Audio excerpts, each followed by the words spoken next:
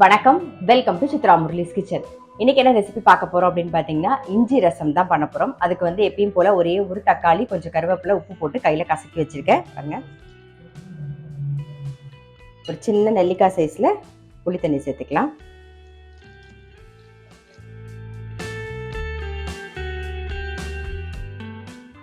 இஞ்சி வந்து 1 இன்ச்சுக்கு எடுத்திருக்கேன். அதை வந்து நம்ம சும்மா இந்த மாதிரி நசுக்கி போட்டுக்கலாம். ஏன்னா நீங்கள் வந்து மிக்சியில் அரைச்சி போடும்போது ஃப்ளேவர் வந்து ரொம்ப ஸ்ட்ராங்காக இருக்கும். ஸோ அது நமக்கு ரொம்ப பிடிக்காது. அதனால வந்து இடித்து போட்டுக்கோங்க. இப்போ இஞ்சியை வந்து நசுக்கி வச்சுருக்கோம். புளி தண்ணியில் இஞ்சியை சேர்த்துடலாம். இஞ்சியை சேர்த்தாச்சு. இது கூடவே மஞ்சள் பொடியையும் சேர்த்துடலாம். இதெல்லாம் சேர்ந்து ஒரு கொதி வரட்டும். இப்போ அந்த பக்கம் வந்து புளித்தண்ணியும் இஞ்சியும் சேர்த்தது நல்லா கொதிச்சுட்டு இருக்கு. நம்ம ரசத்துக்கு வறுத்துக்க வேண்டியது என்னென்னு பார்த்துடலாம். இந்த பக்கம் கடாயில் ஒரே ஒரு ட்ராப் எண்ணெய் விட்டுருக்கேன். காரத்துக்கு வரமிளகா, ஒரே 1 டீஸ்பூன் தனியா, 1/2 டீஸ்பூன் மிளகு, 1/2 டீஸ்பூன் கடலைப்பருப்பு, 1/2 டீஸ்பூன் துவரம்பருப்பு, ஒரு 1/2 டீஸ்பூன் சீரகம்.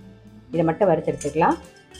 நல்லா வறுபட்டு ஆஃப் பண்ணிடுறேன். ஆறுனதுக்கு அப்புறமா பொடி பண்ணிடுங்க. புளி தண்ணி நல்லா கொதிச்செடுத்து பச்சை வாசனை போக கொதிக்கணும். நல்லா கொதிச்செடுத்து இப்போ நம்ம வறுத்து பொடி பண்ணதை சேர்க்க போகிறோம். ஏன்னா புளி தண்ணியோட பச்சை வாசனை போக நல்லா கொதிச்செடுத்து அந்த இஞ்சியோட இதுவும் வந்து நல்லா இறங்கியிருக்கும். இப்போ தேவையான அளவு தண்ணி விட்டுக்கலாம். நமக்கு எந்த கன்சிஸ்டன்சிக்கு வேணுமோ அந்த கன்சிஸ்டன்சிக்கு தண்ணி விட்டுக்கலாம். புளி தண்ணியில் வந்து இஞ்சியும் புளி தண்ணியும் சேர்ந்து கொதிச்சதுனால அந்த இஞ்சியோட வாசனை வந்து புளி தண்ணியில் நல்லா இறங்கியிருக்கும்.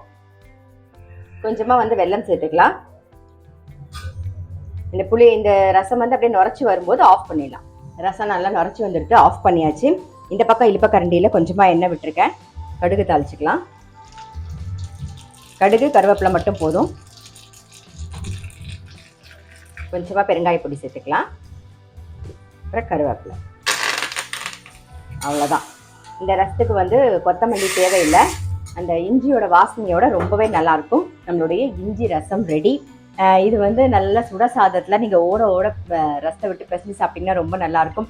கோல்டு காஃப் அதெல்லாம் இருந்ததுன்னா சீக்கிரம் சரியாயிடும். அதே மாதிரி பசியே எடுக்கல அப்படிங்கும்போது இதில் நல்லா ஒரு 2 கரண்டி சாப்பிட்டீங்கன்னு வச்சுக்கோங்க. இல்லை சும்மா சூப் மாதிரி குடித்தா கூட போதும், நல்ல பசி எடுக்கும். ஸோ கண்டிப்பாக இஞ்சி ரசம் ட்ரை பண்ணி பார்க்கல அப்படின்னா ட்ரை பண்ணி பாருங்கள். நான் அடுத்த வீடியோவில் சந்திக்கிறேன்.